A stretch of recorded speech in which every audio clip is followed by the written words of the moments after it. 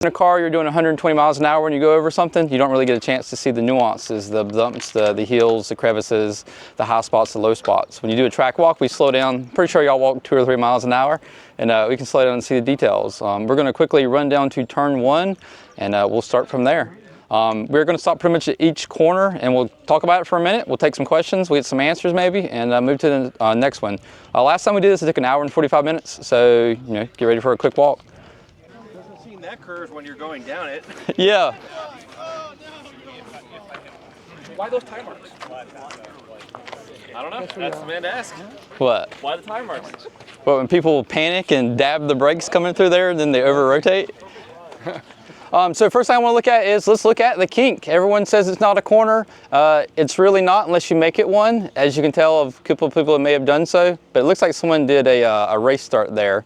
Probably something for video or advertising or something. Big thing with the kink, if you're having issues with it, start to the left, start wide, and then turn early and just make it a long arch, and you can really smooth it out. You should be able to go flat through there in pretty much anything unless you're in like a GT2 RS or something like that, which you still can do it, you just have to be brave. We're also going to turn around and look this way. There's elevation. Who would have thunk? Most people don't notice the fact that there is a depression and also rise coming into one. Depression is going to make it so that your braking is a little bit less effective, but the elevation is going to increase the effectiveness of your braking. If you're braking at the 6, you're losing a little bit. If you're braking at the 3 or the 4, you're actually gaining braking force. So let's move towards it. Yeah, those lines are probably from, they had one lap that came through here not too long ago. It's a standing start. No, that's probably what it was then. Yeah. On it, and do the same thing whenever it's a dark color. Tell me what the difference is.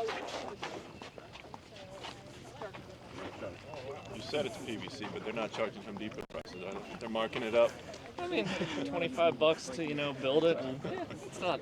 All right, so what I'm doing is there's actually a lot of little low spots and high spots in the braking zone into turn 1, and typically no one notices that they exist. It feels like it's pretty much smooth through here. If you look for the dark areas are the high spots, and the light spots are the low spots. Here's the split. Let's make a great visual. Kind of split right here. Go to the side. To the side. And there. Look at the whoops.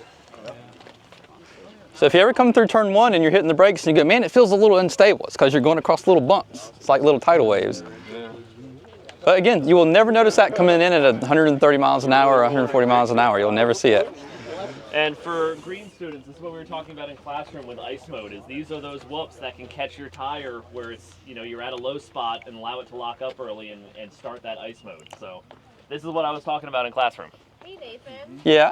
Is that intentional? Like, did the track do that on purpose, or is that just like how it has settled out over time? So believe it or not, asphalt is actually not like a completely rigid thing. If you apply pressure to it over time, it actually slowly will like goop towards a direction, and that's all it is. People have been braking and they're kind of pushing it in the piles is all that is.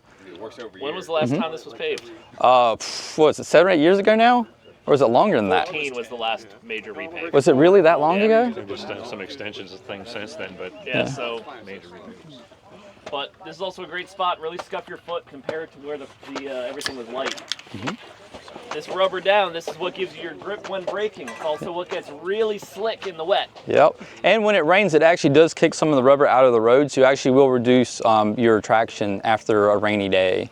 It also, a lot of times, especially in low areas like turn 1 here, there's a lot of oils and stuff that are settled in the soil.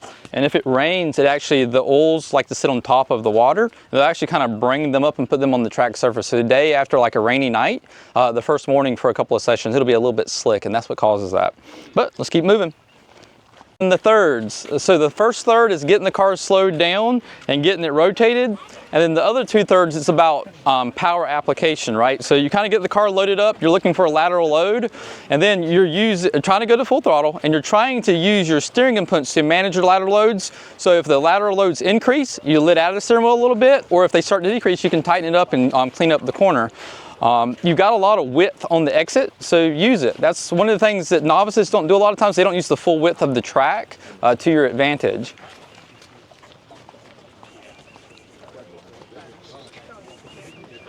Great. I think going off at that angle, right? There's your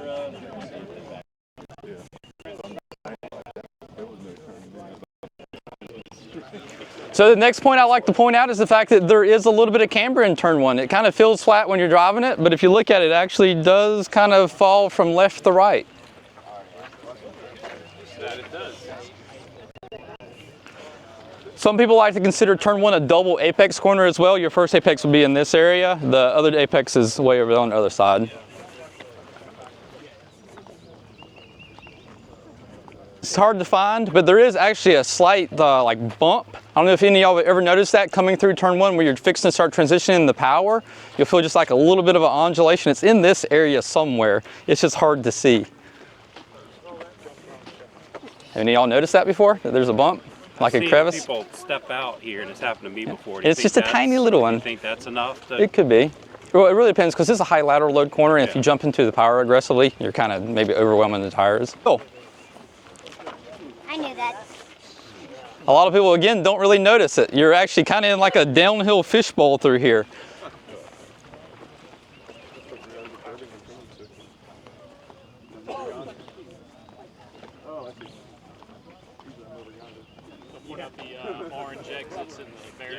What's that? Oh yeah, we should talk about those too. So if you ever have an issue on track, there is actually exits on the course. Anything that has an orange barrier, you can get off of the race surfaces if it's in an emergency. If you start looking for them, they're actually all over the course. We like it when you pull into those orange spots because that means we can leave you there. We don't have to black flag the entire session and everybody else can finish out their driving. So if you have an issue on track, you can make it behind one of those barriers. Your fellow drivers all owe you a drink.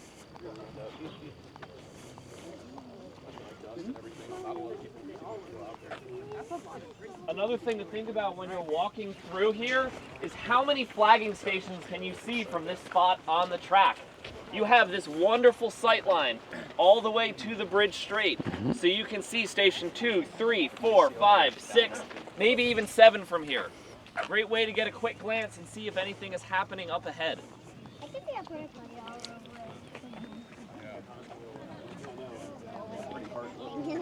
It is, but I mean, that's why if you see a yellow flag, it's a quick glance. Yeah, if you see a splash of yellow, that's what to pay attention to. So turn 2, it's not really a corner. It's just a setup for turn 3, right? There's kind of 2 mindsets for your positioning through here.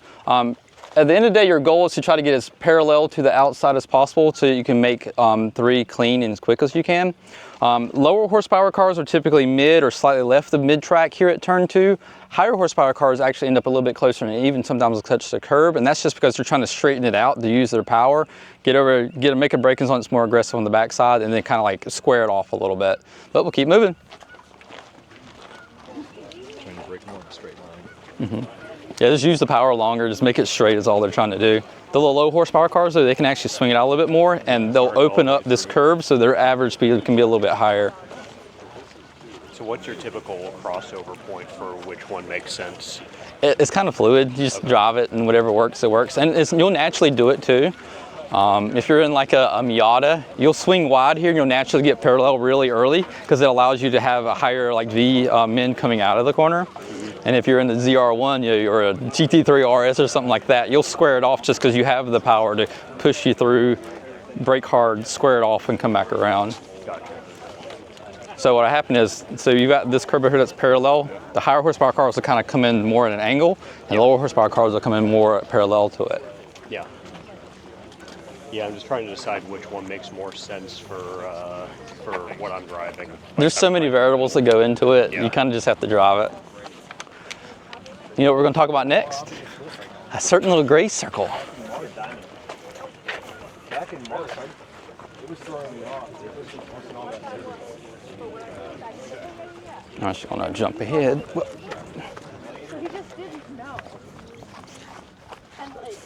Very conveniently pieced. It's in a good shape today.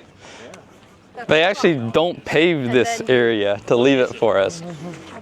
It's been here probably longer than I've been alive, so I don't know. Turning point. On base. That's exactly what it is. It's a turning point. All right, so Station's a visual. we are at turn 3. Who uses this guy? It should be every person's hand if possible out here. So generally, I try to at the very least have my front right tire roll over top of this guy, and that's my initiation point to, hey, just before or at it to start turning, and that's when typically I can start rolling in some power too, right? Not really anything too much to talk about. One thing I do always caution people, the curbing on the left side here, I actually personally don't touch it. I'll take just a little bit of extra time and just kind of go around a little bit. The reason being is if you have a really high lateral load, which is what turn 3 is, they call it NASCAR corner for a reason. If you click that inside, it can actually kind of unsettle that back rear tire, and you go from 2 tires keeping you straight to just 1 or 1.5, and you'll have oversteer. So it's always a little bit safer and typically a little bit beneficial for me personally and most others to not touch the inside or use it sparingly. And that's it. Let's keep moving. I don't use either, but it's just one of those ones, just try not to unsettle the car because you're going to have a really high lateral load here, as I'm sure you know.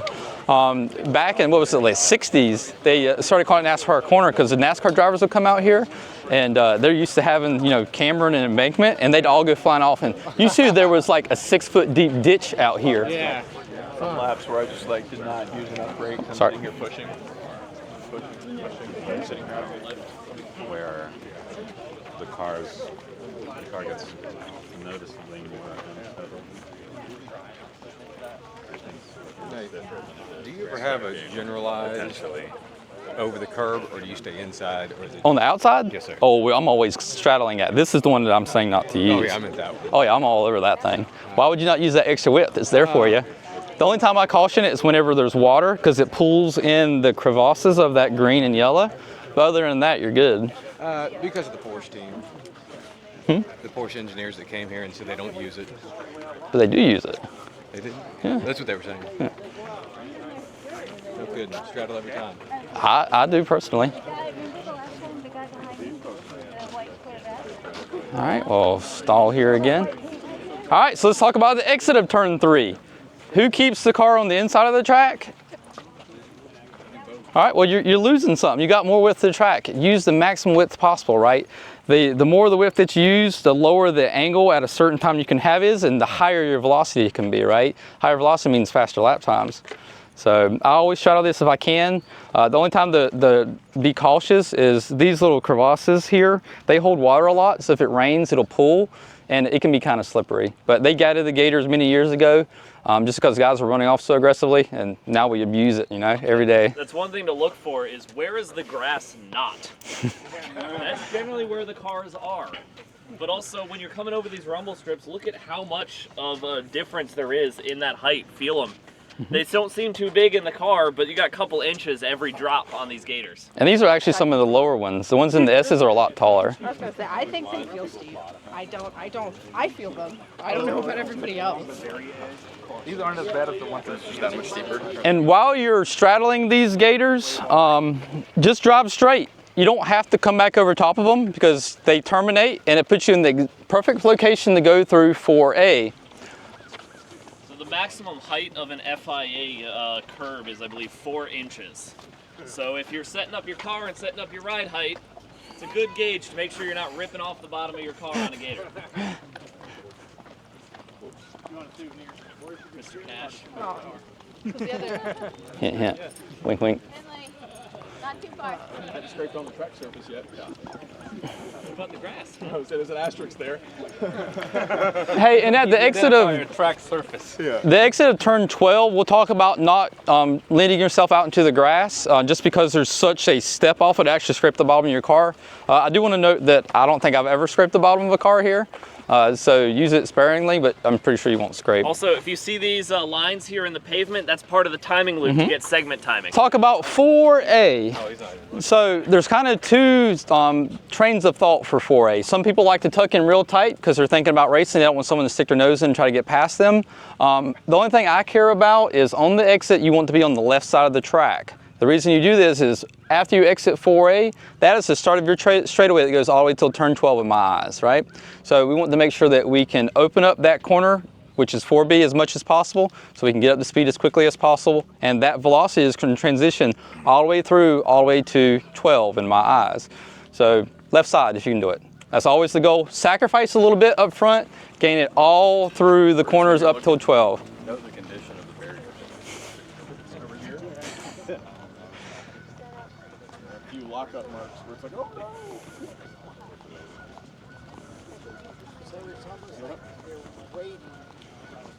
There's way more rubber out here than up there. Yeah. I would figure the rubber would be.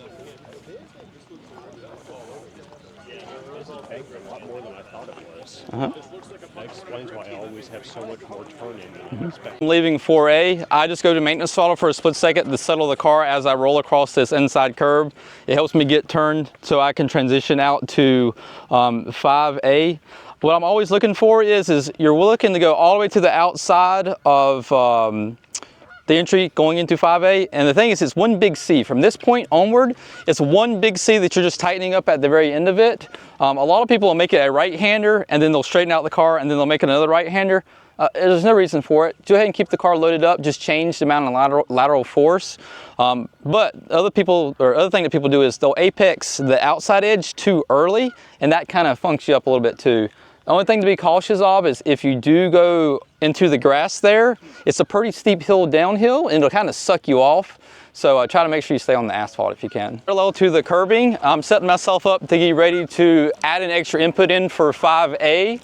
The one thing to note is the camber is kind of weird here and the elevation is kind of weird. Typically, turn a little bit earlier than you think you need to, and that'll allow you to more accurately hit the curbing on the right side here, which is 5A. Both 5A and 5B, for the most part, are what I consider to be friendly curbs, especially 5B. If you hit that correctly, it'll actually kind of like push you right back onto the track, and it's really beneficial. One thing I see a lot of people do is they get hyper fixated on hitting the curbing at 5A. If you miss it, don't turn more, because then whenever you jump on the power, it'll get spicy sometimes, especially if you're in a high torque car like a ZL1 or something. Everyone jokingly calls this corner Corvette corner. Any reason that we would call that? Any idea? Because so many end up in that wall. Yeah. So that's exactly what happens. People get in here and they'll miss that green and yellow and they're like, oh shit, I need to turn more. And then they're like, oh, there's the exit. You know, it's like freedom, and they jump on the throttle and it'll kick out a little bit and then they'll correct it and then it'll snap and they'll go either to the right or the left. So just be really careful with your high torque cars. Again, like ZL1s and stuff like that. If you're running traction control, it's going to work the 99 times, and then the 100th time it might not work perfectly, and then suddenly you got some live action. So just be careful. I got a friend. Just once again, note the elevation and camber here. This is not a flat section. It is not.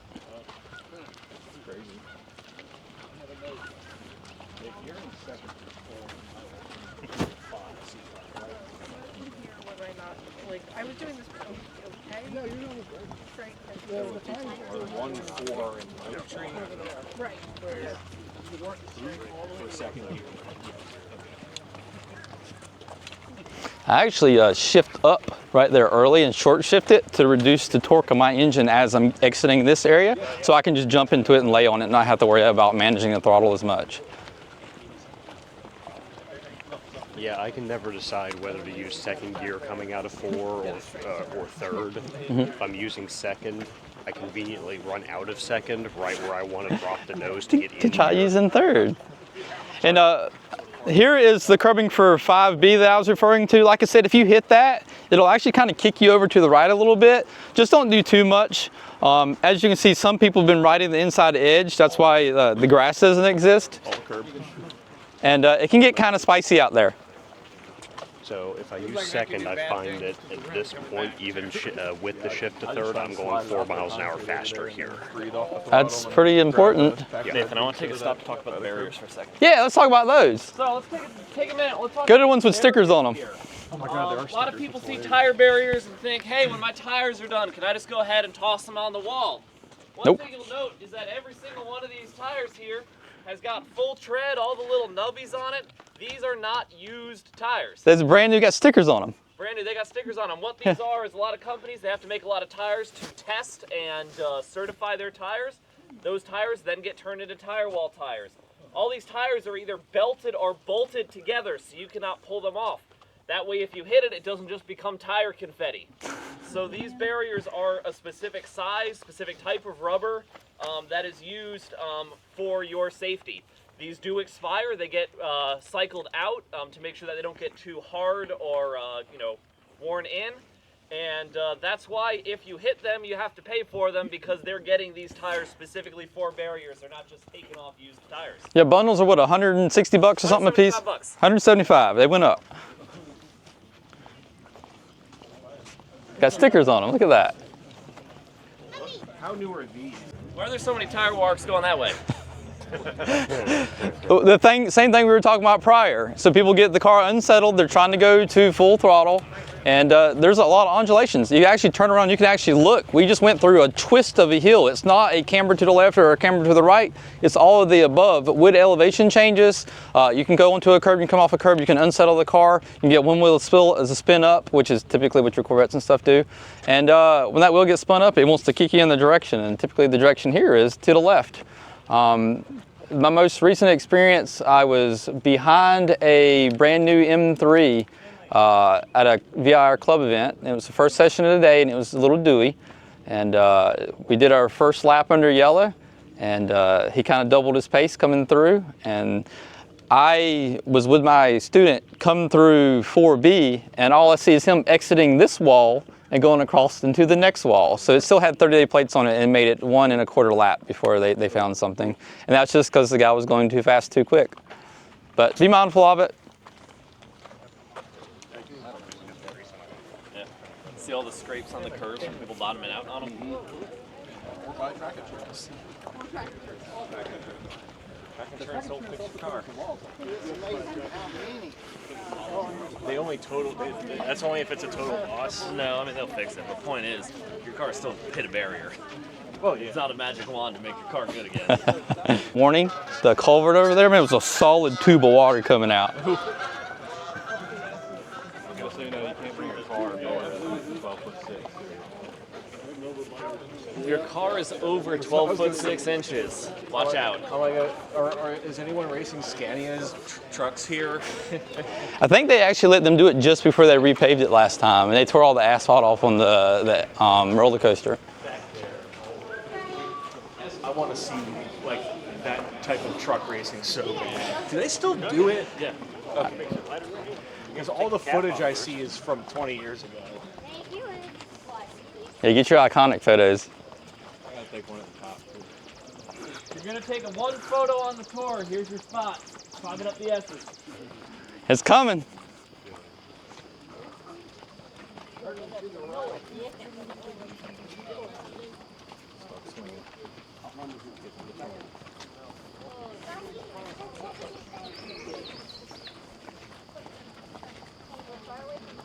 Somebody had a little excursion over here yesterday. Going to the S's. There was definitely one this morning.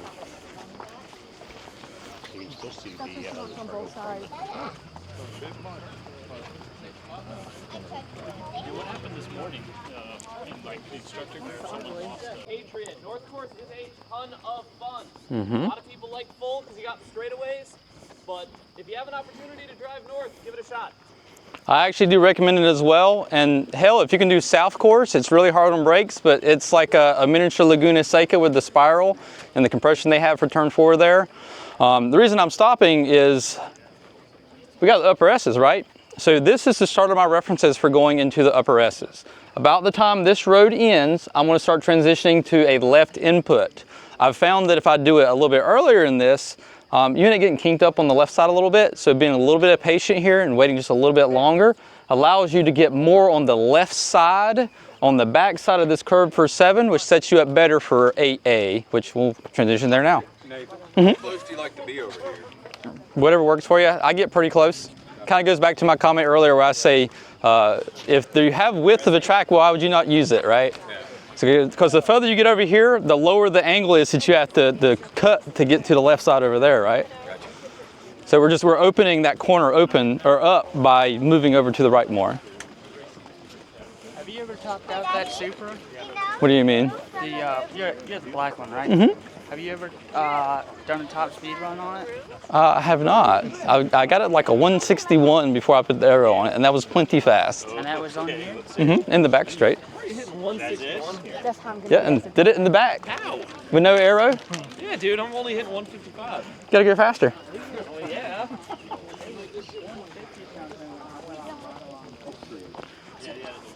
Clearly not. This is probably one of the more important things that people miss, I think. getting over to the left as much as possible, because if you are mid-track or God forbid to the right of the track, what are you going to hit when you hit 8A? A big ass hole at the beginning of that curb, and it's going to bend your wheel, and you're going to be mad, and it's going to unsettle the car, or you're going to bail out to the right and you're going to tear your splitters off. So it's really important, if you want to make sure that 8A is safe and fast, get over as much to the left as possible. You can actually see where the tires go. It's kind of darker, more to the left side. That's because that's where we need to be. Also, make a note of the grass here on the left, just after the gray curb's end. It's kind of missing, right? Because people are trying to push themselves as far left as possible to set themselves up for 8A. We'll keep moving. There's one thing about 8A that I've found over time. Most people, when they first start, they hit that curb by putting a right input in. When they come off that curb, they still have a right input. Whenever you first start, you're fine. But once you start going fast enough, what's going to happen is you're going to have a differential of pressure, or traction, excuse me. So the front of the car, the front right is going to pop up in the air. The back right of the car is going to pop into the air. And then you're going to have a right input in, and then the front's going to come down. So you've got two tires turning in the front, and you got one tire keeping you straight in the rear. It'll suddenly snatch you to the right. I mean, literally, you'll drive VIR for 3, 4, 5 years, and you'll do the exact same thing and be fine. And then one day you'll go fast enough that your car can't absorb that mistake, and you'll snap off to the right, and you'll go towards the barrier. So what question, like, obviously, like, people start track right and then come in? It just seems like, why wouldn't you start track left in order to straighten it out? So if you start track left, you'll be too tight to this curve to stay tight left. It'll actually kick you out towards the middle just because of the geometry of the track. In order to get here, track left?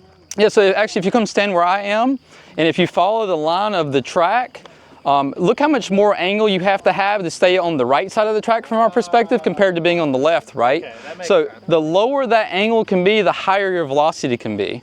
So to go fast, we want to turn as little as possible. So we're coming across, like, clipping the end of it. Thank you. You're very welcome. Abigail. You think anybody would frown upon if I put a shock collar on it? Hey, that should be like everybody's hands. Who's hitting this hole just before it? Nobody should be putting their hands up. I hear this will punch out the strut tower supporting the Cayman. I'm sure you've heard a little bit about that, haven't you? It's really important to get on the curb unless you're in like a really high downforce car like a Radicler or something. It'll break their aero seal. Otherwise, please use it. I know it pops the side of the car in the air. It's faster and it's safer than trying to go around it. Once again, look at where the grass isn't. Nathan, when you jump over this curb, are you aiming for your left side to be at the concrete? So I have a saying. So turn 7 is brush it, you brush the curb. Turn 8 is smack, so smack the shit out of it. Yeah. 8B is brush it, and then turn 9 is don't touch it. And the reason I say don't touch it for 9 is if you are far enough right to be able to touch the curbing at 9, it's actually going to kick you out into the middle of the road in the area between 9 and 10. And you want to be on the right side for that, right? Yeah. So I typically don't touch that curb. But You're talking about just the concrete curbing, not the gator. yeah, well, there isn't a gator up there at 9. It's just concrete. And I don't even touch that. But right here on. Yeah, this we're up on the green and yellow. Okay. Use all you can. What you're saying again? Louder for everybody because they didn't hear it. All right, so Alex wants me to tell you my saying again. Turn 7, brush it. 8A, smack it. 8B, brush it. Turn 9, don't touch it, is what I say all the time. Anyone who's did coaching when we were instructing, I've said that in the car with you like 40 times. You dream about it whenever you go to the bed that night. Why do you brush this one? Because there's no reason to use too much of it. A lot of people will get really aggressive and try to set up the car way to the left, and it is fine to an extent, but you don't have to go nuts with it. It's just unnecessary inputs. Okay. Versus just letting it flow. And the thing is, if you do have a little bit of an error with the timing and the pacing of going through the S's, it gives you that extra, 14 inches of width to be able to try to save it. Got it. That makes sense. One thing that's Both of those late apex. yeah, you're super late on. Yeah, you'll pretty much never hit the front of the curbing. You're always using like a middle of it, except for 8A, or yeah, 8A. Maintenance power, push yourself up the hill. Don't be afraid. We're going uphill, it's actually slowing you down. Let's try to combat that as best we can. Obviously, just make sure you don't exceed what your exit speeds need to be for 9. Going across that area a little bit, but if you notice people aren't really on the curve that much. And that's again, like I was saying, if you're too far to the right, it'll actually kick you out into the middle of the track. And our goal is to be more towards the right side of the track to transition to turn 10, right? There used to be a groundhog that lived in those tires. It's still here. It came across the track the other day. Long live the groundhog. I've got a few videos of him from Woody's Villa. Yeah, I'm like, what the hell is that? I was staying in one of the villas once. And For stragglers, and just turn around and look. Look at the elevation that we just did. Again, it's something you would never notice whenever you're driving, right? You never really get to look back. You never get to see how sharp A8 is. And that's why it's important to kind of cut that corner off and kind of go straight across it instead of going around it. Yeah. Get a rough straggler down there in the straight. uphill, that's why they used to be slower, huh? So the spot we just hit is kind of a high point. We actually go into a little bit of a valley before it starts elevating again. And this is typically where people are setting up to get straight and to dab their brakes before going into 10. Who knows someone who has had an incident at turn 10? It's probably a handful of you. Yep. So turn 10 is the most wrecked corner on VIR. And it's a reason to that is there's a lot of culmination of things that are happening here that are detrimental to your traction. It's off camera, it's downhill. It's kind of like a weird reducing radius setup going on here. Semi-blind? Well, more than semi-blind, it's mostly blind. So the secret to turn 10 or south bend is, for one, it's a bend, not a corner, so don't make it a corner. But two is do everything early. Brake a little bit earlier than you think you need to, turn a little bit earlier than you need to, and start transitioning over to throttle earlier than you think you need to, and it'll really help you get through there. Are you waiting for the car to settle, or are you starting to brake as it's settling? So for me, I'm just a dab, and then I'll lightly transition to trail braking just to help get the car rotated. But as soon as it's turning, I'm coming off and I'm going to maintenance. And then as soon as I'm able to clear this inside corner, I'm going to full throttle in my car. When do you hit the dab? Yeah, where are you dabbing right here? It's subjective. It's going to be based off the car. If you have a higher horsepower car, you're going to have to do a little bit earlier. Yeah. If you're a lower horsepower car, maybe you don't have to hit the brakes at all. Like a Miata, are you dabbing or are you just listening? Still cresting? Depends on the car. Whatever it is. Okay. Whatever it needs is what you give it. There's some cars that'll go flat through and you don't even have to touch the brakes at all, like a Radical SR3. Yeah. If you're on slicks and you're brave enough, you can just kind of like that on the throttle and that's it, and you'll make it. What are you aiming at with this corner? So it's not really something that I'm aiming at because you can't see anything prior. You have to kind of have a little bit of intuition, but once you kind of get closer, I'm looking for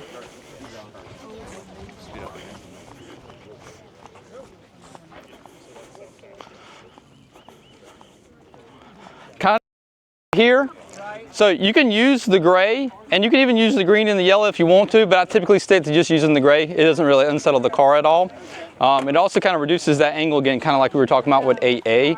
But again, early brakes, early turn, early throttle.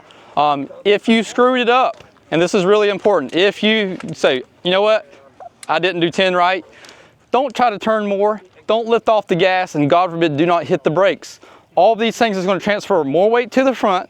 The rear is already struggling for traction. So what you're going to do is the rear is going to break free, and you're going to turn, and you're going to go directly to the left, and we'll see the remnants of other people's mistake.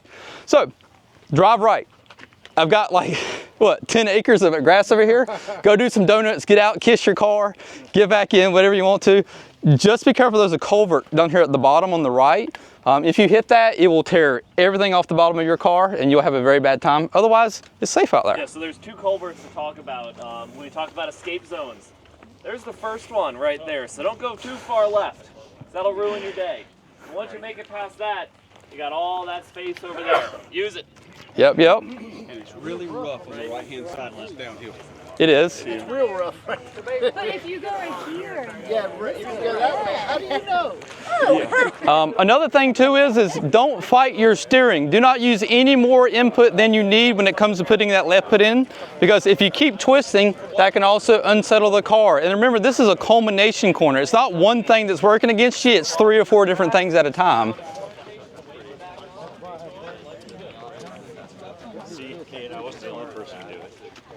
I mean, he described your situation. Exactly what happened to me. Exactly what happened. It's what everyone does. Yeah. Yeah, they weren't even mad about it. They were like, yeah, it happens. Yep. And honestly, turn 10 is the only corner that I have personally wrecked on. Really? Mm-hmm. Video that came out of Hyperfest right here. Yeah, it's like a weekly occurrence.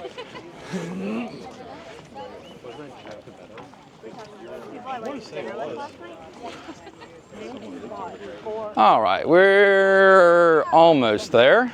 I think right in here is where we're looking at. All right, so I got a quick question for everybody. Who has been exiting turn 10 and they feel the back right tire as you're going to the hill go ka-chunk? Who's felt that? If you felt it, you're in the right spot. There actually is a very slight low spot in this area, and that typically means that you're in the right area. If you're going through this area and you're never feeling the rear end kind of like ka-chunk into a hole for a split second, you're probably too far that way. And I know you're probably not too far that way because then you're in the grass. But here's what I was talking about. So look at the left. Every time it rains, it washes these away, right? And there's a good amount of them there currently. People make that same mistake that we just spoke about on a weekly, nearly daily basis, right? Turn 10's the most wrecked corner on the track, and it's because there's multiple things working against you simultaneously. Like I said, it's downhill, it's off camber, it's a little bit reducing radius. You're messing with the throttle through there because it's blind. So just be really careful through here. If there's any one corner where you can just go, hey, you know what, we're not going to work on 10 today, do 10.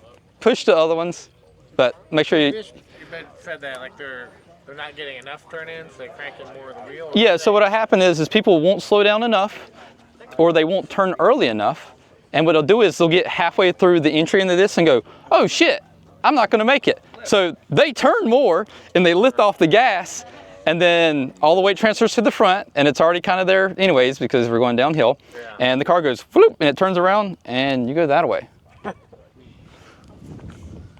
What about using the exit curbing? You can use it. I mean, I use the gray occasionally and the green and yellow occasionally. I use it as a buffer personally. Do you feel like walk the whole car around a little bit? Yeah, if you do use it, just drive it until the end. Don't pull it back off is all I recommend. Okay. But it's a buffer for me personally. If you go ask Jack Cabeto about last weekend, he'll tell you about the exit curving on turn 10. Did y'all see that video from him? Yeah. Oh, in the Specky 30. Yeah. But them boys send it in the E30s. They don't care. You just went bouncing through, or what happened? Oh, yeah, you got to watch the video. It's worth watching. In that car, you're able to stay on the gas. Stayed out of the tires, went all the way down the grass. That'll still rip the entire underside of your car. Hey, another tidbit for everyone is a lot of times people will actually put a left input while they're coming down this hill. That's technically unnecessary. If you drive straight from up there, it's going to put you on the left side of the track because it's naturally going to the right. It seems like everybody in the motor kind of breaks around the 2.5 or the 2 sign, so I don't really ever think it too much. One thing I do want y'all to notice is y'all feel that little hill we just went down? That's helping your car accelerate at a 10, right? Look, it's pretty steep. You got a whole story of elevation behind you. And we're going to do a story and a half of elevation going into 11-12. So get ready for them calves. Nathan, are you aiming at any particular braking marker? I'm just trying to get to the left side as much as I can, set myself up. Whenever? Mm-hmm. Gotcha. Car depending. And the thing is, around the corner. y'all starting to feel it? All right, so like I said, this is kind of the area that most people start braking. For 11-12, it is a hard braking zone. It is a trail braking zone as you're going to the right here. And if you're going fast enough, it'll be another hard braking zone on the backside. So it's 2 hard braking zones connected with trail braking. If you get up to 11, and if you have to use the gas, you slowed down too much. So get off the brakes and let's keep going a little faster next time.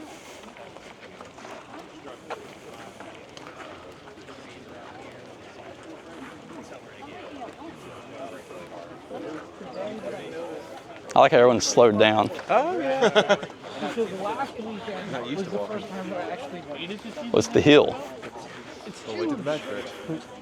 Oh, I'm excited for that. You'll actually start losing people. Being a trail braking area, because what you're doing is you have to free up some of your tires' capacity for traction to turn the car. If you just stay on the brakes as hard as you can, it's going to go straight, right? So come out of the brakes a little bit, get it turned, finish your braking up here at the top. How'd y'all like that hill? So one thing to remember is the hill is making it so that you're accelerating slower and also whenever you hit the brakes, it's making your brakes more efficient. So that's why you can go so deep in that area. The number one thing I see people do here is they over slow. I'm constantly in the car going, hey, carry some speed with you, carry some speed with you, throw it on your arms, carry it with you, let's go, because you can do the final braking here at the end.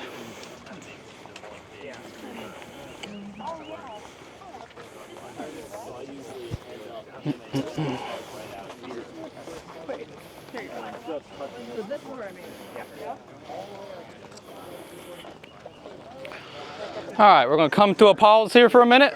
Can anyone tell me where people start turning in for turn 12? Like any guess at all? Nice big block. Yeah, it's almost like they had to put a sealant patch here because it's used so much. A lot of people, they turn in a little bit early here. A little bit of patience is actually beneficial. But I found it to be just a little patient before you do your turn in, and it's kind of like you're grabbing by the nape of the neck and kind of turning the car. Also, what you can do is if you're doing your braking zone through here, if the car is not quite turning like you need it to, you can use that extra braking to help put weight on the nose of the car and rotate it. And if it's really not working, you can just snap off of the brakes and make it rotate doing that, but just be careful doing it.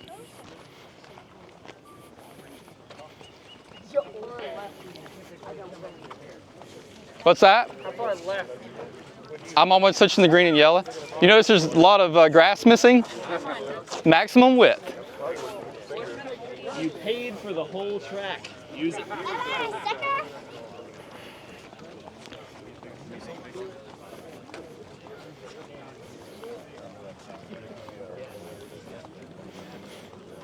This is a steep boy. Yep. Really good opportunity for me here by Oak Tree. You see this blue circle on the ground here? This is the apex for this corner. I personally do not use this curb. It's very cool to hit. It gets really cool photos. However, it does unsettle the car. It creates a differential attraction. The left side of your car is going to be loaded up and be doing really well. The right side is popped up in there, and it makes you have to go, oh, wait a second. Okay, now I can go to full throttle, or it can cause you to oversteer. Again, it's completely up to y'all. I personally do not use this unless it's necessary, and that's it. So let's keep moving. I am going to start talking about this exit, though. So this one is what I was talking about earlier. And VIR is continuously trying to fix this to make this better. But us being the terrible drivers we are, we're always digging it out because we're all in full throttle. We're out here in the dirt and kicking it up. If you go wide and you go off, look at the asphalt. You notice that it's not perfectly smooth and it's kind of scarred up. That is the bottom of your car. And right now it's actually not terrible at all, but give it a couple more weeks and it'll be a foot deep, and yeah, it's not good times.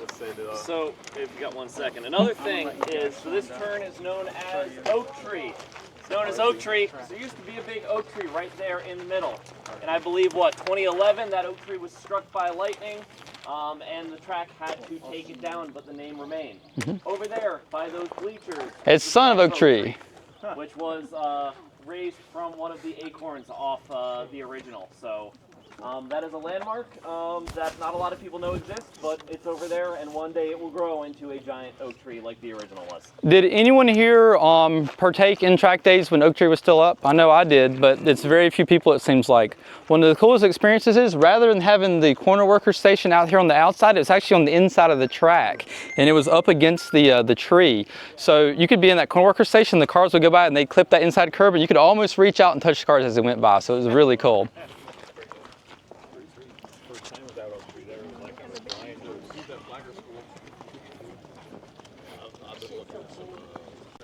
I'm also talking about this extra width over here. Obviously, I use it. I straddle the green and yellow. You paid for the full width. Let's use it all. If you do straddle it, drive it all the way to the end. Don't cross back over it. There's no point. I mean, it's going the same direction you are. Just do it until it terminates. This curbing loves to hit your traction control light. Or if you ain't using it, likes to surprise you. All right, does everybody notice something already? We're going downhill. It is helping you accelerate. But that's going to go away shortly. Also, congrats, you made it halfway. So what's the high point? Back there or up there? Up there. That's the highest. Mm-hmm.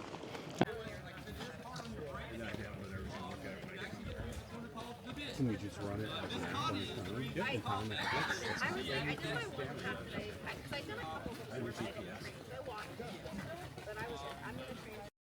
It's Heaven on Earth. Oh, Newman. She was riding with Paul Newman. That's who it was. He went and did his lap. They did the grand course. She did the bitch. And this is before it was called that. And she got out, and the first thing she says, that one corner was a bitch. So it aptly got named. Rarely are we doing south course or grand course. If we were doing either of those regularly, the bitch would be the number one. It is a double apex reducing radius right-hander that's off camber. It is terrible.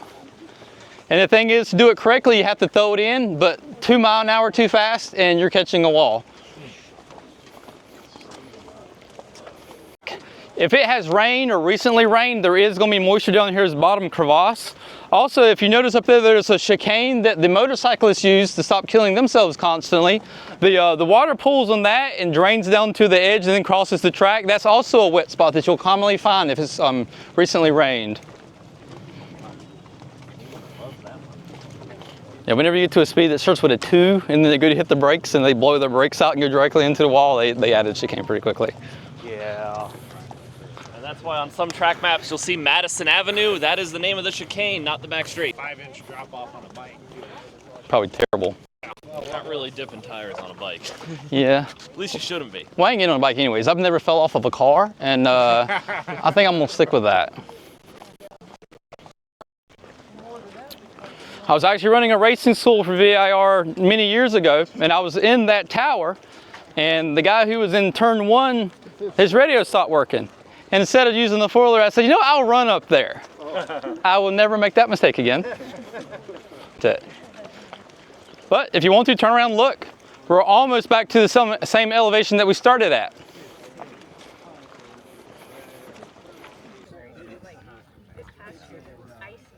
For turn 11 and 12, this is an area where it's a heavy braking zone. You're going to reduce your brake pressure to free up steering authority to get you through that kink, and then you're going to brake again at the top. And I think this one's even more important than Oak Tree.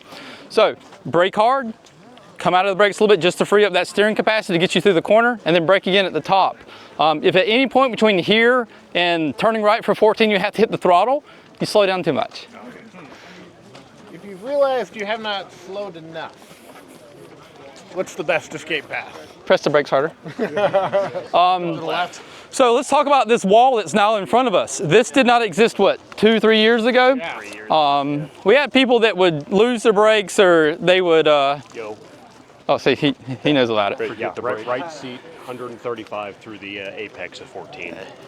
Basically, you run out of skill, or you have a mechanical, whatever it may be. You can see there's some skid marks that go dead straight, right? So what happens is, what's on the other side of that wall is the back side of 14. So people will be going through 14 and they finish their corner and they're good and they're looking at 15 and then kabam, someone T-bones them. And yeah, VIR put a wall up. Yeah, so that wall got put in for the track to maintain its FIA certification. Yeah, it's level 2. It's an FIA level 2 track. That means it can host any FIA event except for Formula 1. That wall is not going anywhere no matter how much you complain to VIR that you bundled up your E30 in it. That wall will protect your lower back too. What's that? That wall will also protect your back. If you go flying off here fast enough, you will lose your back. What was it, a Subaru that ended up earlier? So between that kink and the apex of this corner, it's a straight line, it's a braking zone. Literally like 35-40% of your total braking force to this whole area is going to be between this area. You know, I crest that hill and I have passengers who are like, shit, we're dead, we're going in the trees. And then we turn it into a braking zone, we stop. You can actually use that braking force to put more weight on the front of the car to help you initiate the turn-in for 14 also. Sorry. And now we're at roller coaster!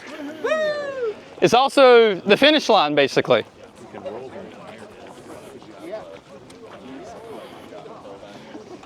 This is my favorite part. We'll get down to this first hump, transition to 15, and have people look back, and you realize just how steep this is. I saw Brian get a concussion.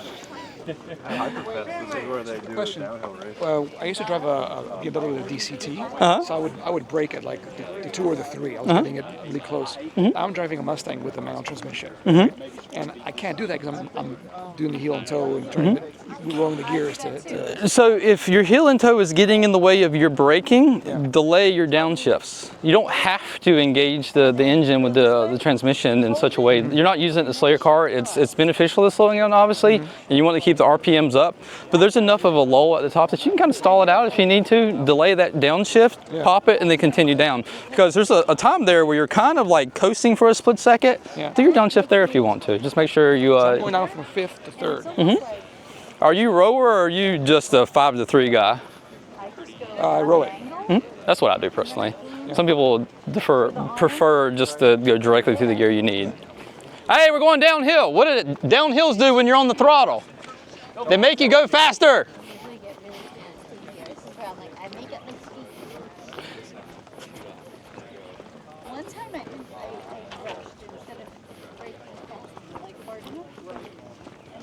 Favorite part's coming. We're gonna go out the outside curve and we're gonna turn everybody around and look up. This is one of the 2 points I bottom out. And if you look at the road, a lot of times there's damage in the bottom here too. Right there. Would you look at that? Yeah, right where I hear it. Ka-chunk. You need stiffer springs or more compression. Great example of some of those really steep FIA curves.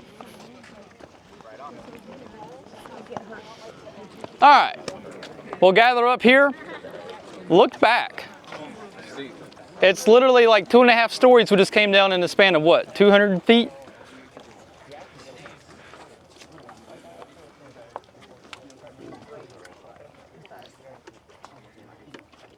Anybody have questions about it? You want to keep trucking? I think I want to keep moving. How hard do you hit this compression? If you actually look right over there, you can see where the asphalt's kind of chewed up. That's where cars are bottoming out. Just nail it, full throttle all through here. Like for me, instance, I just breath out of the throttle just a touch, but I'm like 80% or more through this whole area. As soon as I get it teed up, I'm pushing down. Your 3RSs, like 991.2s and the new 992s, they're all flat through here. The GT4 RSs, if you do it correctly, you can be flat. So depending on your car, you can come through pretty spicy. Nice. So rear axle steering helps those a lot though. Are you trying to hit that apex late? So 14, there's kind of a multiple mindsets for that also. You can either stay tight or you can go really wide. If you're never going to do any racing, you can kind of set up more to the left and kind of make it more shallow and you can get through it and that's completely fine. But if you do that in a race, like with the E30 guys or something, they're going to stick their nose right in there and you just lost position all day. I personally actually stay tight to it and I actually extend that tightness a little bit past the curbing because it sets me up a little bit more to our left to allow me to go faster through 15 into 16A, 16B. Because I feel like losing a little bit of speed at the very top, I can stall the people behind me a touch and they go, oh shit, you're supposed to be going. And it upsets them a second and then I get a better run through all of this and it helps me split the distance a little bit. But that's a racing part. For HPDs, it's up to you. He's the reason they banned instructors from doing it. Yeah, I'm showing them the video where I watched the right there. Yeah, it's good. It's a little, And yes, I am going to create that. So some people fight their car through this and they don't let it naturally float out. Let it float out, just don't go in the grass. It naturally will set you up for 16A. So just don't fight it. And unless you fight it, the faster you can go in a straight line too. You're talking about full throttle, right?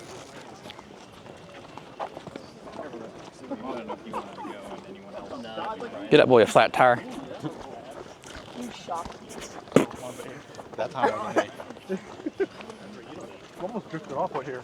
What happens if you go off of here? All right, so this curb is a reference for myself. The way I use it is just before it starts, I'm getting myself set up. I'm dabbing the brakes.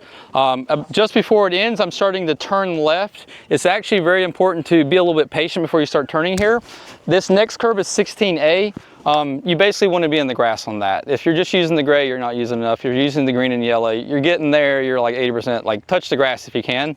But you don't want to hit the front face. The face that we can currently see, that is not where you should be hitting it. You should be wrapping around a little bit and getting up at kind of like a third of a distance through.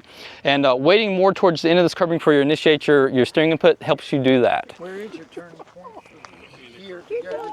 So I'm getting in this area here and I'm putting a light input. And I actually use a little bit of trail braking through here. It's for two reasons. One, it helps me control my speed because I'm full throttle for all of that. And it also, since we're going downhill, we're losing steering authority, right? So by using a little bit of trail braking, you're putting extra weight on the nose, it's getting it back so you can actually turn your car the way you want to. So you said don't hit the grass in front, but you're hitting. I saw that. Yeah. So we're not even hitting this gray at all, and really not even the first bit of this green and yellow. But you see where that green and yellow turns white because people have hit it so hard? That's what we're looking for. That's where we're going to start hitting that. So we're going to get up on this, and if you look, the grass kind of on the top here, it ain't doing so good. Get half your tire out there if you can, because what's really important is getting the car as far left as possible, even exaggerating a little bit past the curbing, because it sets you up better for 16B. 16B is going to be the start for your whole front straightaway. The number I like is 72 miles an hour minimum speed is what I'm always looking for. Again, it's different for different cars. Carrying it all the way past here. Oh yeah, I'm against this, and I'm almost in the dirt to here, and then I'm initiating my right-hander because Look how this is like awesome. because if I start here, the total angle here that I have to use to get to this corner is less. But if I move over a car width here, look how much tighter that just became. Like, you have to work so much harder, and you have to slow the car so much more down to make it. You're losing tons of efficiency for really no reason. All you had to do was just hold the left side for a split second. Also, if you go too fast between that curb and that curb, it's a straight line for the most part, right? Guess what? You got another braking zone. So you can do small adjustments. I wouldn't ABS it, but you can do adjustments if you think you overkicked a little bit. One thing that's really interesting about 16B though, it's a little fishbowl. I don't know if y'all can tell here, but look how aggressively that starts to steep back up and it twists to the right. It's like a NASCAR track, but we're going backwards. We're turning right instead of left. You stay off this grate? This one? Yeah. No, I use this. Okay. It just, you have to play with the geometry to get it where it works best for you. On the lower horsepower cars, you can actually get on the throttle before you hit that curb. Higher horsepower cars, sometimes you have to wait a minute for it to settle. But here your car is going to have a compression. There actually is a low spot that you'll hit right in there. You can actually see where cars have bottomed out, and it's actually scarred the track. Do you stay off that gator? No, I use that. Use that all day. So the bottoming out, if you're in a high horsepower car, that's your sign to start going to maintenance. A lot of times you can't go the full throttle because you still have to make 17. If you're in like a Miata, you're hitting the gas up there before the gray starts, you know, you're sending that thing. The last tidbit that I will give you is for turn 17. The easiest way to do it effectively, wait for the car to settle into that hole that we just discussed, go to maintenance throttle, but continue the turn. A lot of people will actually kind of undo their right input and let the car naturally float to the left side. You're going to understeer through here. Look at the geometry of the track, right? So if you keep that input in, maintenance throttle until you can kind of see the exit, it'll allow you to get a better run out of this corner. It makes your average speed throughout the whole front straightaway higher. It'll save you 1, 2, maybe even 3 seconds depending on how big of a difference it is. I don't like those curves personally. Those are emergency use only. And this right curb up here, I try to never use it. And just like we were talking about prior, where you'll have a really high lateral load and you're trying to be full throttle also, the tires are doing everything they can, they're maxed out, right? If you hit the curb and you bounce one of those tires in the air, you went from utilizing everything to overloading the 3 that are left, right? I'm sure y'all have seen a handful of people hit this inside wall, and most of the time it's because they hit the curbing there.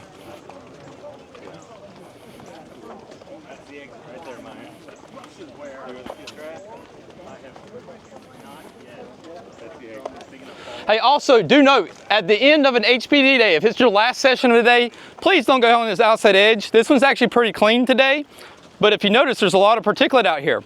That particulate, whenever it touches your tires, is gonna get picked up, you will lose traction, and you will potentially slide based off of how much is over there.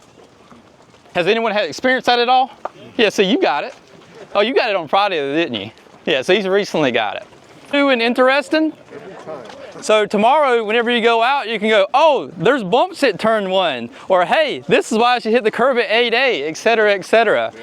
Seriously, it will make you a better driver. Peter Kraus, anyone know that name? Peter Kraus does track walks as well. He typically uses vehicles, so they'll kind of drive out to a corner, they'll unload, they'll talk about it. But he was one of the original 3 people that actually brought VIR back to life. If you want someone that has a wealth of knowledge on the track, pretty much you can't beat him. So he's a good man too. Video from like 2000 or 2001, it's Connie, it's one other gentleman, and it's Peter Kraus driving a truck. And it starts with them going through like the upper S's, and there's trees growed up everywhere, and there's no buildings, and there's, you know, there's a hog pen over here at Hog Pen Corner still. It's ridiculous. But the side by side before and after. Yeah. Well, there's the whole video where they almost have a full lap though, and it's a really good way to see what VIR looked like before Miss Connie got a hold of it and fixed it back up.